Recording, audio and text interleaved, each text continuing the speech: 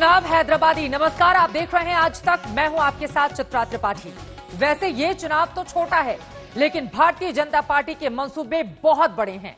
दक्षिण का दरवाजा कहे जाने वाले निजामों के शहर हैदराबाद पर कमल की नजर टिक गई है। इस बुलेटिन में पूरे 1 घंटे तक हम आपको बताएंगे किस तरह चल रहा है हैदराबाद में हाई प्रोफाइल दंगल, कैसे बीजेपी ने की है चुनावी तैयारी, कैसा रहा अमित शाह का रोड शो। भाग्य लक्ष्मी मंदिर भी आपको लेकर चलेंगे, जहां अमित शाह पहुंचे थे दर्शन पूजन के लिए। लेकिन आज के आखिरी दिन के प्रचार में शाह ने कैसे अपने तर्कस से चुन चुन कर तीर चलाए, सबसे पहले वो आपको दिखाते हैं अमित शाह का ताबड़तोड़ हमला। मैं आपको हैदराबाद की जनता को भरोसा दिलाना चाहता हूं कि हम हैदराबाद को नवाब निजाम कल्चर से मुक्त होकर एक मिनी इंडिया बने ऐसा शहर बनाने की दिशा में आगे बढ़ेंगे। निजाम कल्चर को त्याग कर एक आधुनिक शहर बने, इस प्रकार का हम हैदराबाद को बनाएंगे। यहाँ किसी का अपीसमेंट नहीं होगा, किसी के साथ अन्याय भी नहीं होगा। इस प्रकार की नई कार्य संस्कृति का विकास हम यहाँ पर करेंगे। हम डायनेस्टी से डेमोक्रेसी की ओर जाना चाहते हैं। चाहे ओवैसी साहब की पार्टी हो, चाहे टीआरएस की पार्टी हो, हमें तो बहुत सवाल करती हैं। मगर मैं पूछना चाहता हूं कि इतने बड़े तेलंगाना में आपके परिवार के अलावे आपको कोई नहीं मिलता है जी? आपके बाद आपका परिवार ही क्यों आता रहता है और किसी में टैलेंट ही नहीं है? हम डायनेस्टी से डेमोक्रेसी की ओर देश के लोकतंत्र को ले जाना चाहते हैं, हैदराबाद और तेलंगाना को ले जाना, भ्रष्टाचार से पारदर्शिता की ओर ले जाना चाहते हैं। भ्रष्टाचार सारी सीमाएं लांघ गया। अपने अपने रहन सहन को देख लीजिए तो आपको मालूम पड़ेगा कि किस प्रकार का भ्रष्टाचार तेलंगाना की जनता ने सहन किया है। तुष्टीकरण से हम सम विकास की ओर जाना चाहते हैं। किसी का अपीसमेंट नहीं करेंगे, सबको बरोबर मौके मिलेंगे।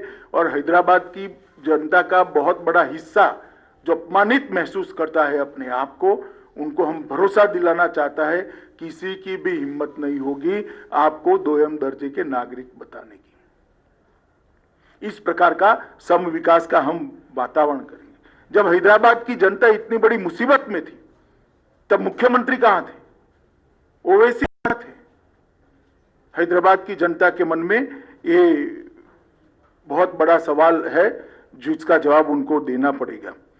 मित्रों, हम वादा करते हैं कि गुड गवर्नेंस को हम हैदराबाद के अंदर जमीन पर उतारेंगे और हैदराबाद को विश्व का आईटी हब बनाने की दिशा में सभी अनुरूप कदम उठाए जाएंगे। मुझे कहने में कोई संकोच नहीं है कि जिस प्रकार का कॉरपोरेशन यहाँ टीआरएस और मजलिस के नेतृत्व में चला है, वो हैदराबाद को आईटी हब बनने के लिए, विश्व का आईटी हब बनने के सबसे बड़ा रोड़ा है। अभी ही बारिश में पानी भर गया, लगभग 7 लाख लोगों के घर में परेशान हो गए, पानी भर गया। 6 साल से स्टॉर्म वाटर की एक भी लाइन, इसका सिल्टिंग नहीं हटाया गया, नालों का सिल्टिंग नहीं हटाया गया। पानी नहीं भरेगा तो क्या होगा? मजलिस साथीदार है, मजलिस के इशारों पर अवैध कंस्ट्रक्शन चलते हैं, अपीसमेंट होता है। इसके कारण पानी की निकासी के मार्ग के अंदर अवैध कंस्ट्रक्शन जो हुए हैं, उसने भी पानी भरने में, जमाव होने में बहुत बड़ी भूमिका निभाई है। इतनी हिम्मत क्यों नहीं है कि मजलिस के साथ खुलेआम सीट शेयरिंग कर लड़े? एक कमरे के अंदर इलू इलू कर आप सीटें बांटते हो। सार्वजनिक रूप से हैदराबाद की जनता के सामने अभी भी प्रचार में 1 घंटा बाकी कह दीजिए कि हाँ, हमारा मजलिस के साथ समझौता है। क्यों हिम्मत नहीं है आपकी? इसका जवाब केसीआर और मजलिस दोनों ने होना चाहिए। और मित्रों, मैं मानता हूं कि आज सरदार पटेल के कारण ही ये हमारा तेलंगाना, यहां से लेकर मराठावाड़ा तक और हैदराबाद भारत के साथ जुड़ा हुआ है। जिन्होंने उस वक्त पाकिस्तान में जाने की मुहिम चलाई थी, वो सभी संस्कृति से, ये निजाम संस्कृति से हम मुक्त कर एक विकसित शहर हैदराबाद को देना चाहते हैं। भाई मैं जब कार्रवाई करता हूं तब तो हाय तौबा करते हैं पार्लियामेंट में, देखा नहीं है आपने कितनी बड़ी आवाज में रोते हैं।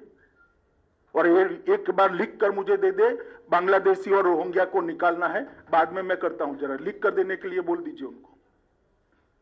सिर्फ चुनाव में बात करने से नहीं होता है, जब निकालने के लिए पार्लियामेंट में बहस होती है, कौन इनका पक्ष लेता है देश की जनता जानती है, सबने लाइव टेलीविजन पर देखा है। मैं तो कभी हिंदू मुस्लिम कुछ बोला ही नहीं, कोई बात नहीं करी। डरना नहीं चाहिए किसी से, चुनाव अपने दम पर लड़ना चाहिए, अपने कामों पर लड़ना चाहिए। मैं आज ये प्रेस वार्ता में ये भी पूछना चाहता हूं कि जब पानी भर गया तब श्रीमान केसीआर कहां थे? उनके निवास के सामने की कॉलोनियों में भी पानी भरा। हम भी मीडिया को ध्यान से देखते हैं, कहीं पर भी मुख्यमंत्री ने ना कोई दौरा किया, ना कॉरपोरेशन की बैठक की, ना विधायकों के साथ घूमते दिखे, ना स्थानीय सांसदों के साथ घूमते दिखे।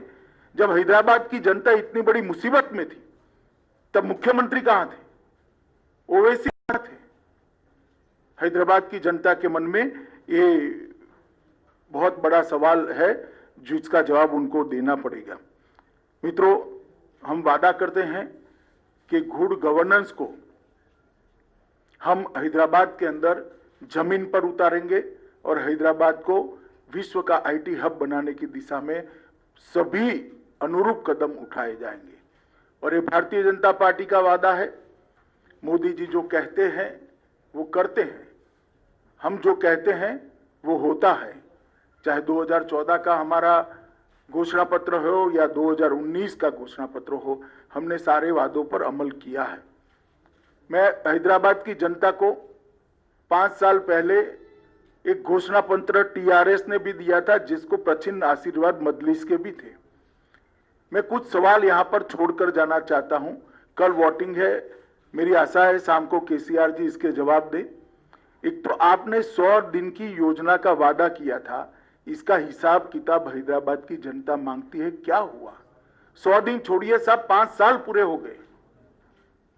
उसमें से कुछ भी करा हो तो हैदराबाद की जनता के सामने रखिए। एक सिटीजन चार्टर आप देने वाले थे, उसका क्या हुआ? सिटीजन चार्टर छोड़िए, इसका पहला पृष्ठ भी तैयार नहीं हुआ है अभी। और रोजमर्रा के काम के लिए, गटर की सफाई के लिए, रोड की सफाई के लिए, रोड की स्ट्रीट लाइट के लिए हैदराबाद की जनता धक्के खा रही है। 32,000 से ज्यादा नल कलेक्शन गरीब बस्तियों में देने थे। हमने हिसाब किताब लगाया, हमारे कार्यकर्ताओं ने 20% से ज्यादा आप नहीं दे पाए हो। कब दोगे? वादा तो 5 साल का था। गरीबों के लिए 1 लाख घर बनाने थे, 1100 से ज्यादा नहीं बना पाए, जबकि मोदी जी ने 1,35,000 गरीबों के घर के लिए तेलंगाना को पैसा मुहैया करा है, मगर आप इंप्लीमेंट नहीं कर पाते हो। आपके फार्म हाउस से बाहर निकलकर सचिवालय में आओगे तभी तो शायद कभी इंप्लीमेंटेशन होगा। भूसी नदी के साथ साथ 42 किलोमीटर का 6 लेन रोड बनाना था। मेरा सभी मीडिया वालों को निवेदन है कि आपकी वैन जरा भूसी नदी के किनारे किनारे घुमाकर वो 6 लेन का रोड हैदराबाद की जनता को एक बार दिखा दीजिए जरा। हैदराबाद की जनता श्रीमान आपसे पूछती है कि वादों का क्या हुआ। 15 डंप यार्ड बनाने थे, एक डंप यार्ड का बोर्ड भी तो दिखा दीजिए। कहां गए वो 15 डंप यार्ड? 4 प्रेक्षागृह रविंद्र भारती की तर्ज पर आप बनाने वाले थे, क्या हुआ? 10,000 करोड़ की एक योजना लेकर आए थे आप, कहां गए 10,000 करोड़? कब खर्च किया?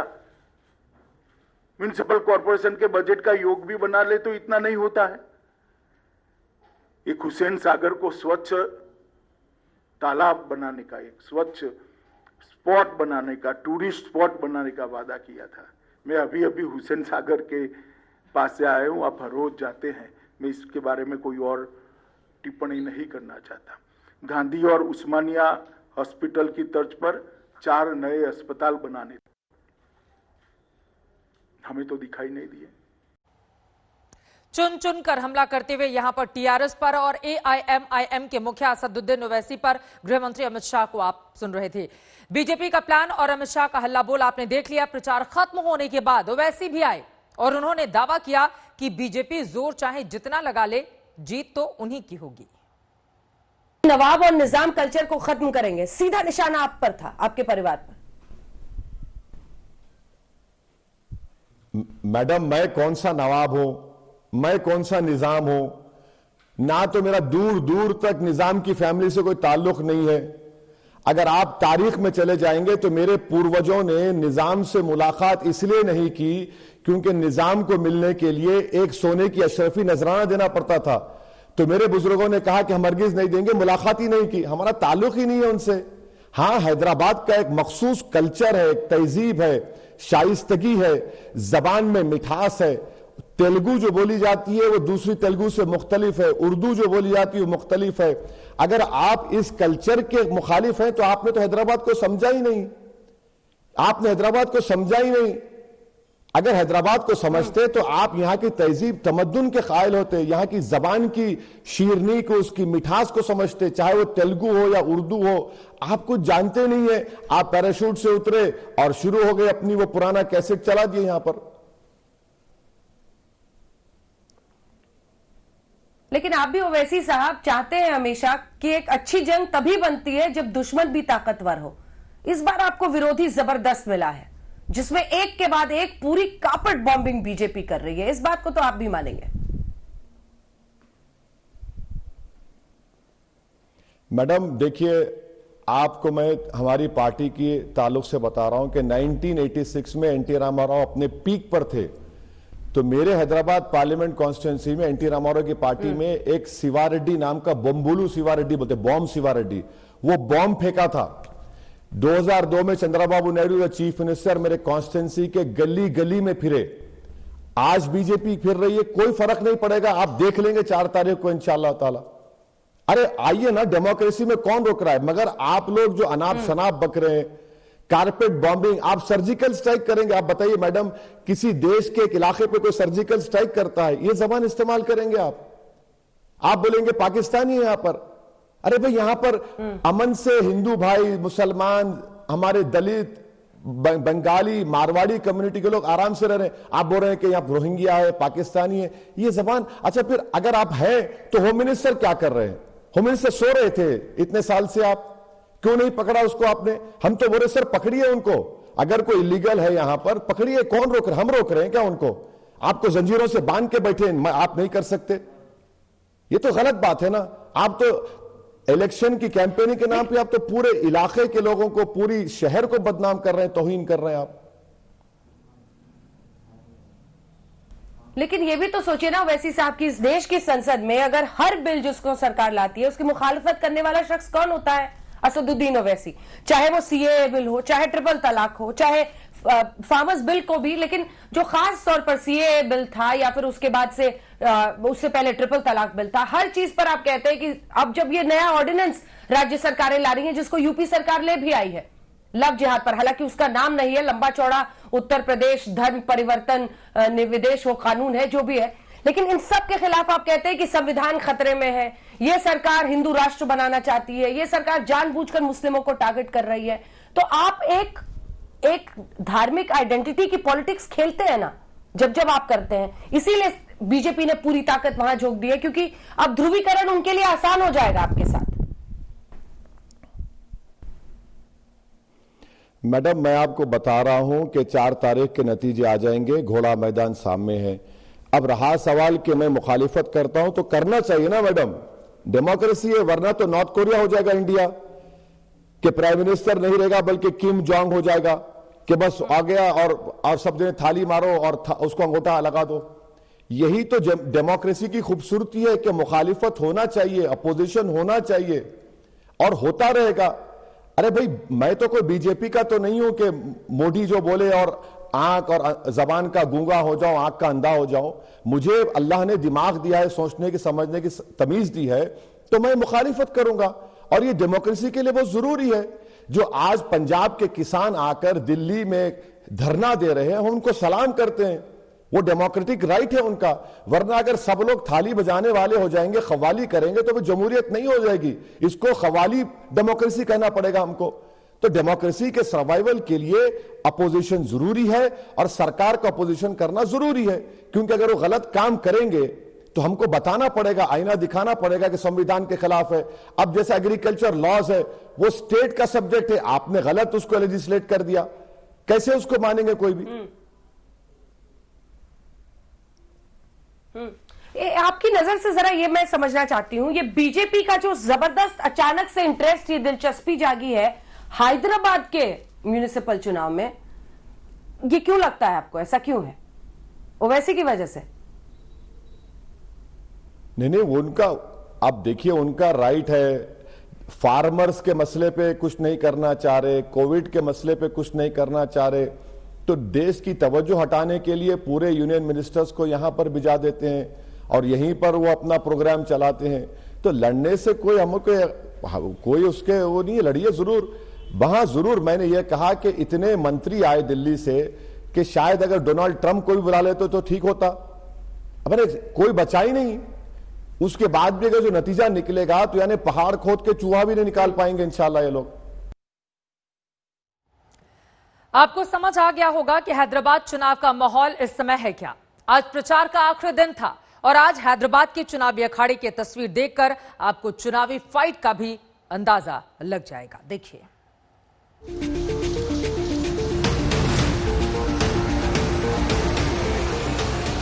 एक बार लिख कर मुझे दे दे, बांग्लादेशी और रोहिंग्या को निकालना है, बाद में मैं करता हूं। जरा लिख कर देने के लिए बोल दीजिए।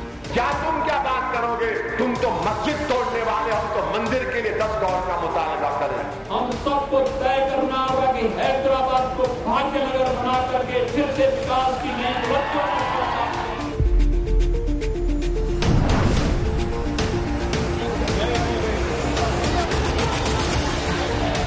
पॉलिटिक्स के पर्दे पर जबरदस्त मुहूर्त हुआ। हम आपके भ्रष्टाचार को नस्तोनाबूद करने के लिए हर जगह जाएंगे। ओवैसी के गढ़ में सियासी ट्रेलर की लॉन्चिंग हुई। किसी का अपीसमेंट नहीं करेंगे, सबको बरोबर मौके मिलेंगे और हैदराबाद की जनता का बहुत बड़ा हिस्सा जो अपमानित महसूस करता है अपने आप को, उनको हम भरोसा दिलाना चाहता है किसी की भी हिम्मत नहीं होगी आपको दोयम दर्जे के नागरिक बनाने। Owaisi is Muhammad Ali Jinnah's new avatar. We must defeat him. Picture 1 दिसंबर को रिलीज होगी, लेकिन पक्ष विपक्ष के डायलॉग्स ने हैदराबाद के लोकल चुनाव को नेशनल लेवल तक पहुंचा दिया। कैसे अपनी हिंदुत्व की आइडियोलॉजी को, उस जहनियत को पूरे मुल्क में लागू किया जाए। किला ओवैसी ब्रदर्स का है, लेकिन बीजेपी के सेनापति की अगुवाई में टॉप लीडरशिप बड़ा चुनावी धमाका करने के लिए दिल्ली से हैदराबाद कूच कर चुकी है। जेपी नड्डा, राष्ट्रीय अध्यक्ष अमित शाह, गृह मंत्री योगी आदित्यनाथ, मुख्यमंत्री यूपी देवेंद्र फडणवीस, पूर्व मुख्यमंत्री प्रकाश जावड़ेकर, केंद्रीय मंत्री स्मृति ईरानी, केंद्रीय मंत्री भूपेंद्र यादव, चुनाव प्रभारी तेजस्वी सूर्या, सांसद। हैदराबादी दंगल के स्क्रिप्ट में हर सीन, हर किरदार, हर संवाद पर सबकी नजरें टिक गई, क्योंकि क्लाइमेक्स को देखकर द एंड के सीन को लेकर सियासी गलियारों में अटकलों का बाजार गर्म है।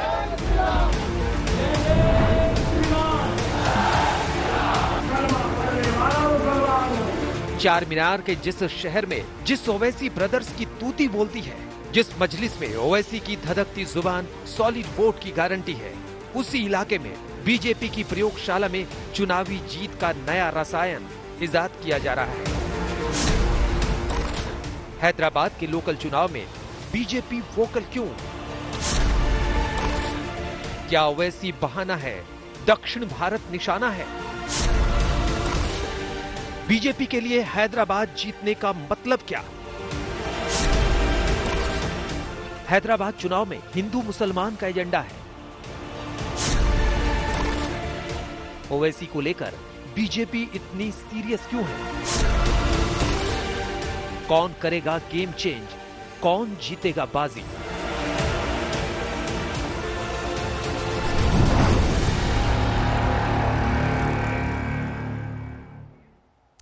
तो सियासी बिसात पर बीजेपी ने पूरा का पूरा प्लान तैयार करके रखा हुआ है। फिलहाल महत्वपूर्ण हो चला है ये चुनाव। हैदराबाद के इस चुनाव की असली कहानी समझने के लिए चुनावी टक्कर की रणनीति को आपको देखना चाहिए। प्रचार में मुद्दों की धार समझनी होगी, जुबानी जंग में इस्तेमाल हो रहे तीखे शब्दों पर गौर करना होगा। अब तक ओवैसी दूसरे के गढ़ में घुसकर सीधा चैलेंज कर रहे थे, लेकिन बीजेपी ने नया दांव खेलते हुए ओवैसी को उनके घर में मात देने की रणनीति तैयार की है। बीजेपी के प्लान का पूरा ब्लूप्रिंट देखिए।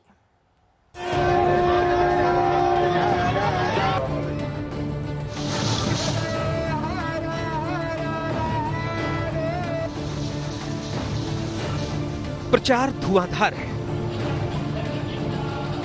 हैदराबाद में लड़ाई आर पार की है। बीजेपी नफरत फैलाना चाहती है। हैदराबाद में चुनाव लोकल है, लेकिन इस चुनाव में मुद्दे राष्ट्रीय हैं। इतनी हिम्मत क्यों नहीं है कि मजलिस के साथ खुलेआम सीट शेयरिंग कर लड़े? चुनावी दंगल में भड़काऊ लाउड स्पीकर भी बज रहा है। हम आपको कैंपेन में इस्तेमाल हो रही चुनावी डिक्शनरी के एक एक शब्दों के बारे में बताएंगे थोड़ी देर में।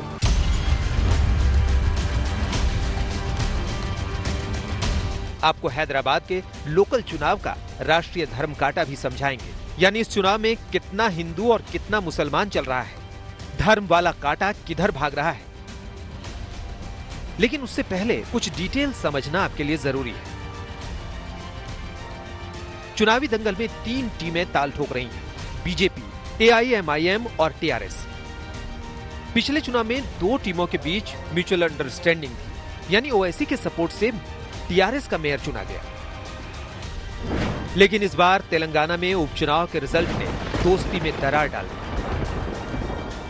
हैदराबाद में हो रहे चुनाव का समीकरण समझिए। नगर निगम की 150 सीटों पर चुनाव है। 150 सीटों पर बीजेपी के उम्मीदवार है, 150 सीटों पर ही टीआरएस के उम्मीदवार है, सिर्फ 51 सीटों पर ओवैसी के कैंडिडेट।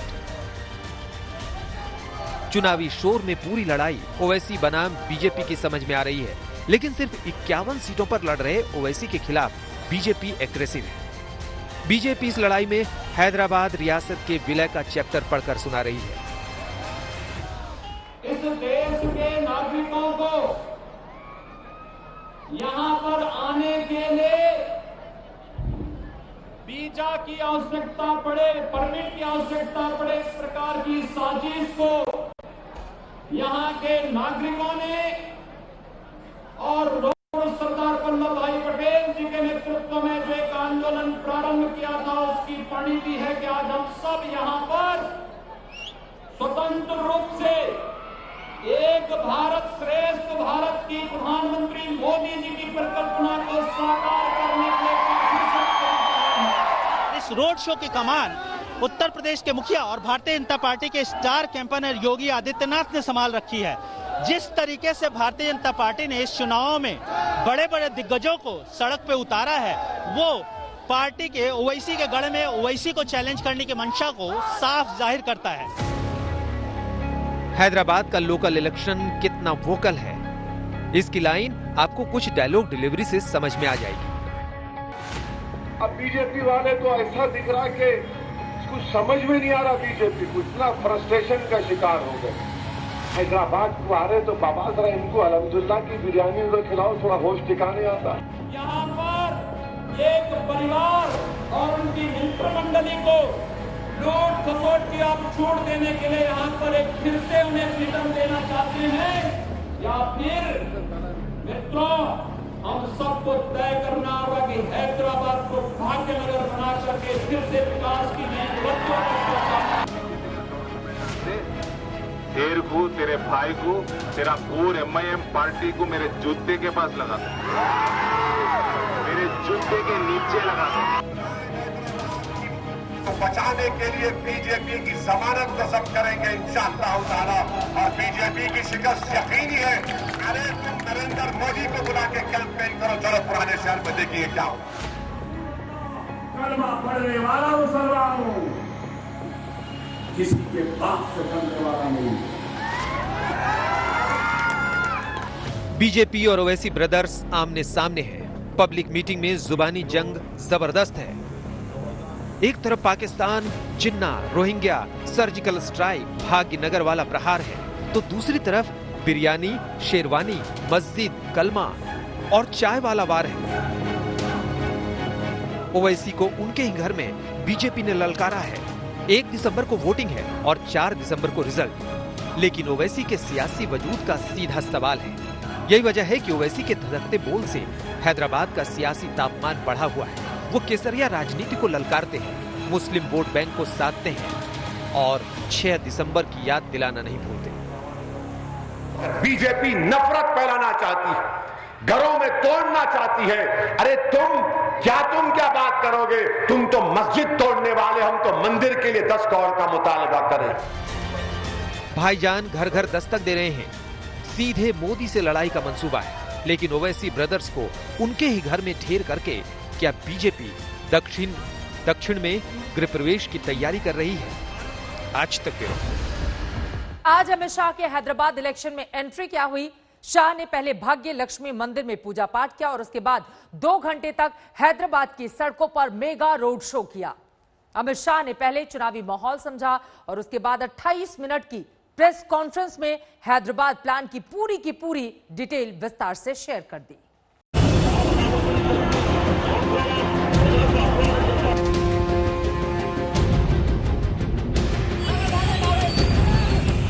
कैंपेन का आखिरी दिन और हैदराबाद अलग अलग पॉलिटिकल पार्टियों की शक्ति प्रदर्शन का अखाड़ा बन गया। हैदराबाद में अमित शाह ने मेगा रोड शो किया। नहीं, बिल्कुल हम भारतीय जनता पार्टी आज मुख्य विपक्ष की जगह ले चुकी है और अगले चुनाव में यहाँ पर भारतीय जनता पार्टी की सरकार निश्चित रूप से बनने वाली है। डोर टू डोर ओवैसी का धुआंधार प्रचार। हम तो यही कहेंगे कि बिल्ली के ख्वाब में छिछड़े होते हैं, तो वो ख्वाब देख सकते हैं मगर रियलिटी कुछ और है। और 4 तारीख को रिजल्ट आ जाएगा, मेयर भी किसका बनेगा देश जान लेगा और हैदराबाद की आवाम अपना फैसला सुनाएगी जरूर। चुनावी जीत के लिए टीआरएस ने झोंकी ताकत। हैदराबाद में कांग्रेस को बड़ी जीत की उम्मीद।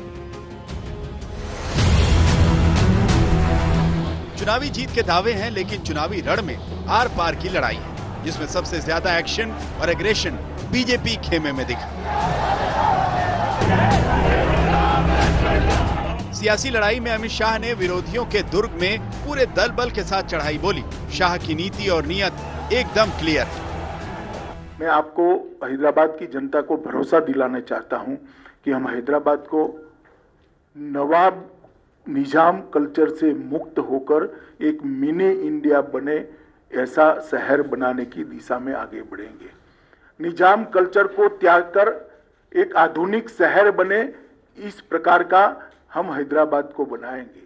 यहाँ किसी का अपीसमेंट नहीं होगा, किसी के साथ अन्याय भी नहीं होगा। इस प्रकार की नई कार्य संस्कृति का विकास हम यहाँ पर करेंगे।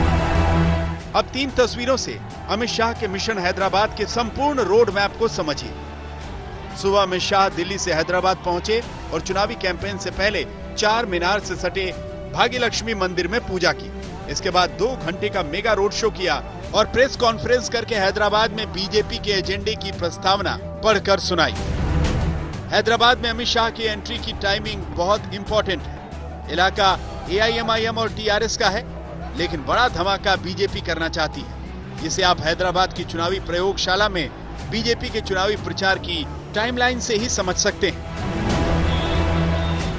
27 नवंबर 2020 जेपी नड्डा का रोड शो, 28 नवंबर 2020 योगी का रोड शो, 29 नवंबर 2020 शाह का रोड शो। भगवा झंडे, भगवा साफा और केसरिया ललकार से पूरा शहर ही गूंज उठा। यहाँ भगवा ब्रिगेड का नारा है।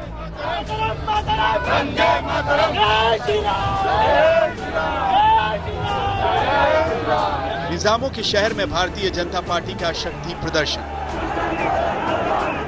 बीजेपी और एआईएमआईएम में तू मैं जारी है, लेकिन फर्क सिर्फ इतना है कि ओवैसी के गढ़ में अमित शाह ने पॉलिटिकल स्ट्राइक की। इतनी हिम्मत क्यों नहीं है कि मजलिस के साथ खुलेआम सीट शेयरिंग कर लड़े? एक कमरे के अंदर इलू इलू कर आप सीटें बांटते हो।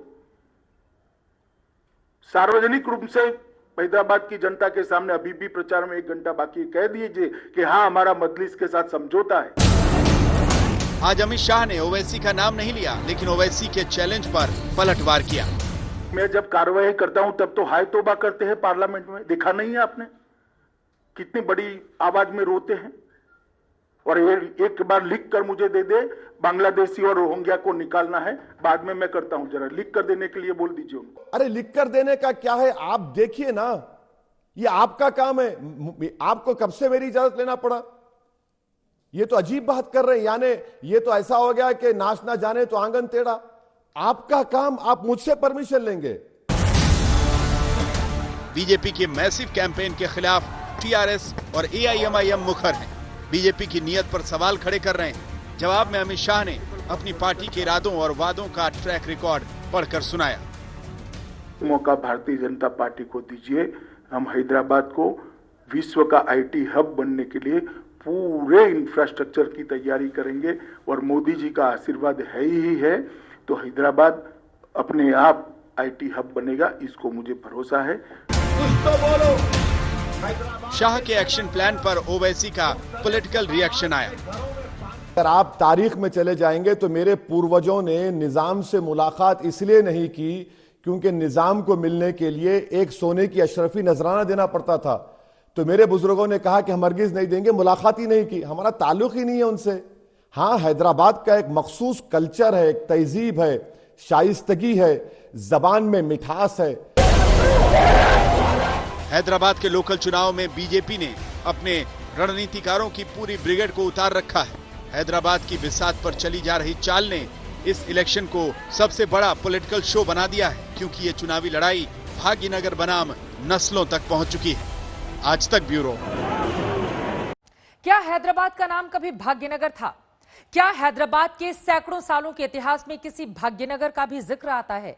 क्या वजह है कि हैदराबाद की चुनावी रैली में पहुंचे योगी आदित्यनाथ ने हैदराबाद का नाम बदलकर भाग्यनगर रखने की बात कही?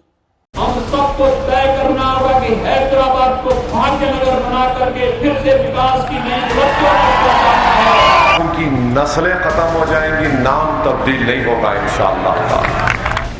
भाग्यनगर पर सियासी भिड़ंत का सच।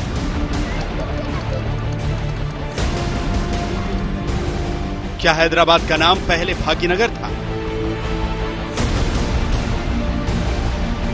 भाग्यनगर कितनी हकीकत, कितना फसाना।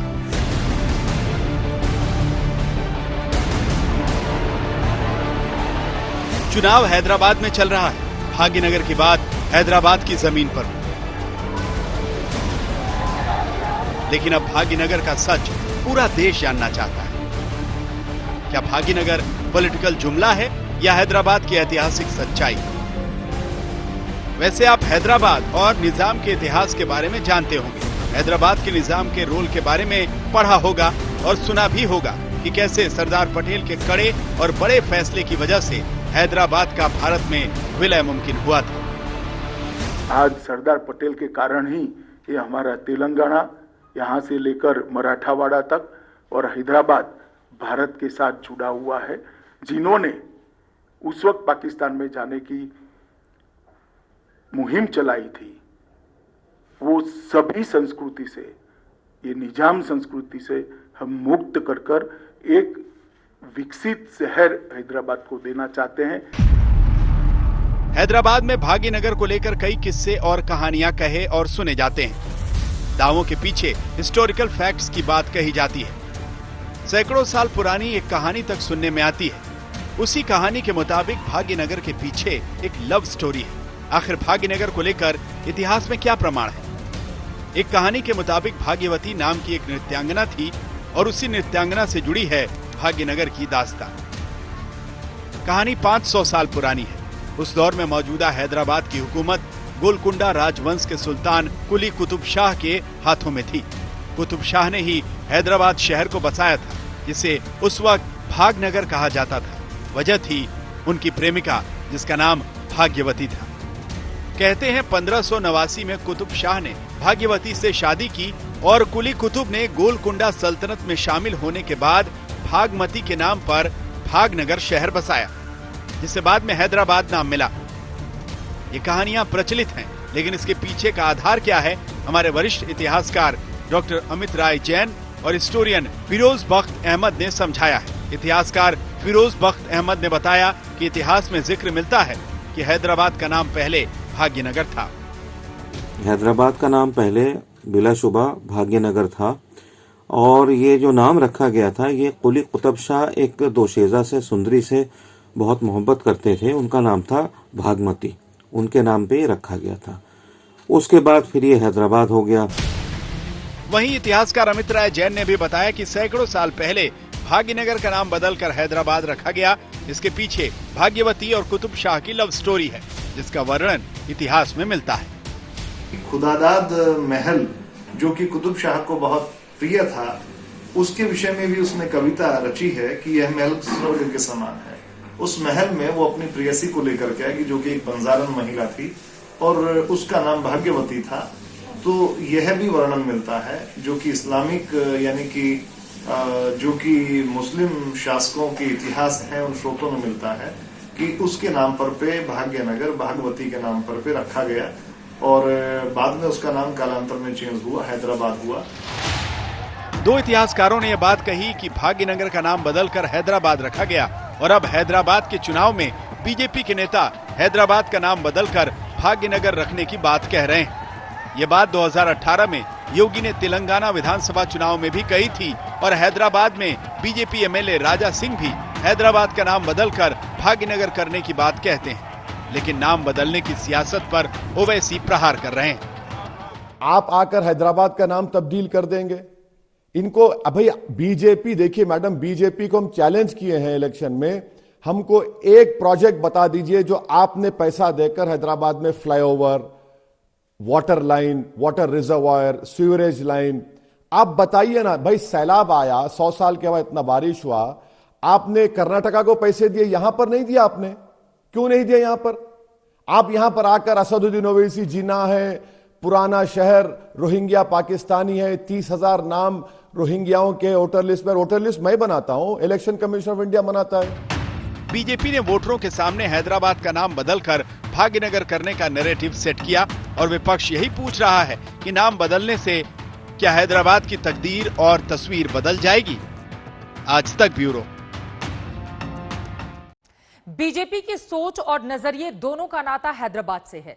बहुत लोगों को लग रहा है कि बीजेपी की रणनीति के पीछे सिर्फ ओवैसी फैक्टर है या फिर हिंदुत्व की प्रयोगशाला, लेकिन हकीकत यह है कि हैदराबाद की सियासत पर बिसात के पीछे बीजेपी की विचारधारा का संपूर्ण आधार मौजूद है। हैदराबाद की बिसात पर सियासी चाल के पीछे क्या है? सियासत के शतरंज पर शह और मात के पीछे गेम चेंजर की सोच क्या है? बीजेपी के लिए हैदराबाद इतना इम्पोर्टेंट आखिर क्यों है? लोकल चुनाव में हार जीत का राष्ट्रीय फैक्टर क्या है? इसे समझने के लिए आपको हैदराबाद में बीजेपी की प्रयोगशाला में इजाद हो रहे केमिकल के बारे में जानना होगा, बीजेपी की फिलॉसफी को पढ़ना होगा।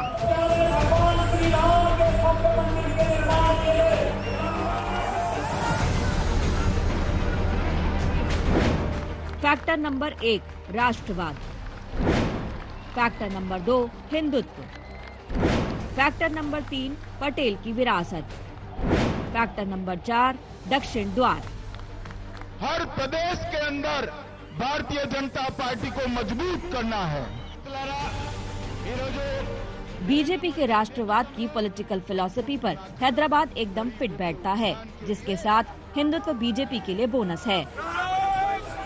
हैदराबाद के निकाय चुनाव में बीजेपी बार बार अतीत के उसी पन्ने को खोल रही है जिसमें हैदराबाद रियासत की हार का सच है और लौह पुरुष की अगुवाई में देश की जीत का।